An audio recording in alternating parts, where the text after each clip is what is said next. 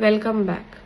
তো কালকে একটু সঙ্গীতে আমাদের যেহেতু লেট হয়ে গেছিলো, আমাদের অনেকটাই দেরি হয়ে গেছিলো বাড়ি ফিরতে, মানে প্রায় 2:30 বা 2:30 সময় আমি অন্তত শুতে গেছি। তো শুতে শুতে তারপরে অনেক অনেক রাত হয়ে গেছে, কারণ পাশে পুটি বসে অনেক কথা বলছে, মা কথা বলে যাচ্ছে কি এক্ষুনি উঠতে হবে এই উঠতে হবে, সেই জন্য তখন আর আমি ঘুমাতে পারিনি। তারপরে আমাকে 4টের সময় উঠিয়ে দিয়ে খই দই খাওয়ানো হয়েছে। তারপরে আমি আবার ঘুমাতে গেছি, ভাবলাম ঠিক আছে ওরা এবার চলে যাচ্ছে, আমি একটু শান্তিতে ঘুমাতে পারবো। বাট সেটাও আমি শান্তিতে ঘুমাতে পারিনি, কারণ সারা বাড়ি চিল্লামিল্লি হচ্ছে, কি জল কোথায়, খাবার কোথায়, চটি কোথায়, এই কোথায়, দরজা লক হয়ে গেছে, তারপরে একটা ওপরের ঘরে যেখানে সব জিনিসপত্র রাখা ছিল। তো এত কিছু হয়ে গেছে, আর তার মধ্যে আমাকে ও ফোন করে বলছে যে আমি চলে এসেছি। এসেও হয়নি, তারপরেও আধ ঘন্টা লেট। মানে এখন অলরেডি 9টা বাজে, 9টার সময় আমরা বসেছি বৃদ্ধি লুকে। ও এসেছে, তারপর আমি ব্রাশ করতে গেছি। যাই হোক, ও আসার পর আমি এখন রেডি হতে বসেছি। এটাই আমার বক্তব্য যে আমি একটু রেডিটা ঠিক করে হয়নি, ব্যাস এটাই। বাবা, আমার মেকআপ হয়ে গেল প্রায়, তাড়াতাড়ি তো হয়ে গেল গো। তাহলে কেউ বোধহয় ঠাকুরমশাই রেডি হয়নি, আমার মেকআপ হয়ে গেছে।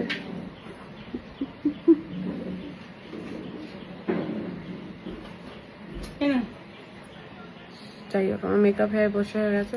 এখন আমি এই জুয়েলারিটা পরবো।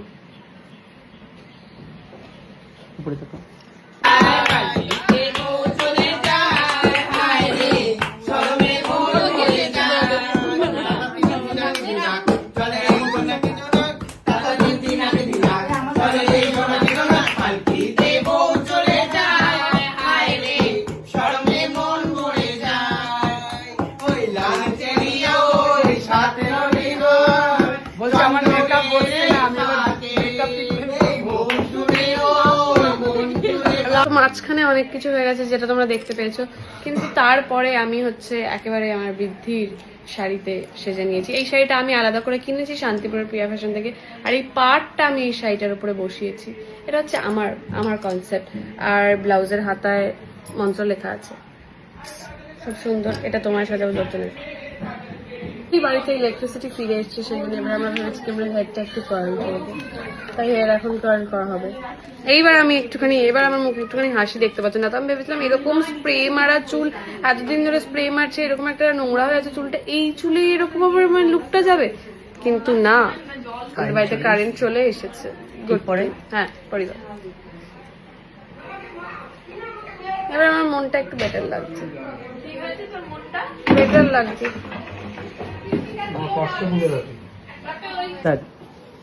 জুয়েলারি পরে নেবো, পরে দাও তো। এটা আমার মায়ের জুয়েলারি, আর এইটা হচ্ছে সবাই জানে এতদিনে, এটা আমি কিনেছিলাম আমার বৃদ্ধির জন্য, তো সেটাই আমি পরছি তোমায় সাজাবো থেকে। আর আমার যা যা জুয়েলারি কালেকশন তোমরা দেখতে পাচ্ছ তোমায় সাজাবো যতনের তরফ থেকে, সেইগুলো কিন্তু তোমরা পেয়ে যাবে, ওদের ওয়েবসাইট লঞ্চ হচ্ছে, তো সেখানে এক্সক্লুসিভ সব এই কালেকশনগুলো থেকে শুরু করে সব কিছু পেয়ে যাবে ওদের ওয়েবসাইটে। তো সেখানে গিয়ে তোমরা দেখতে পারো অবভিয়াসলি, অ্যান্ড ওপরে দেওয়া নাম্বার আছে, তো তোমরা সেখানেও কন্ট্যাক্ট করতে পারো। ওদের কাঁচরাপাড়াতে স্টোর আছে, কেষ্টপুর স্টোর আছে, সেখানে গিয়েও ভিজিট করে কিনে নিতে পারো। চলো স্টার্ট হয়ে গেছে, রেডি। এই যে সুন্দর মুকুটটা পরিয়ে দাও আমার। কি হলো? একটু পেছনে যাবে। ভালো লাগছে, ভীষণ সুন্দর লাগছে, মিষ্টি মা লক্ষ্মী। এবার আমি বসে গেছি হচ্ছে বৃদ্ধির পুজোতে।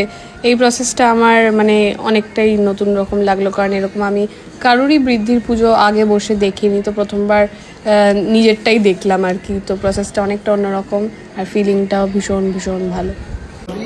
অমৃতে নাম্বুনা দেবী ভাগীরথী পুনিহিমাম নমো গঙ্গা নমো গঙ্গা নমো গঙ্গা।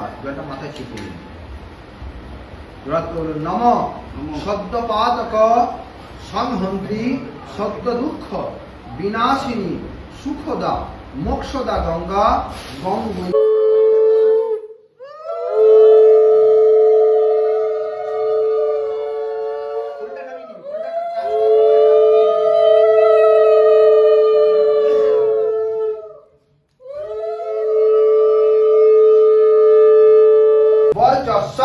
জয়িত্রায়া পিশকাতুমে আপনি প্রণাম করুন।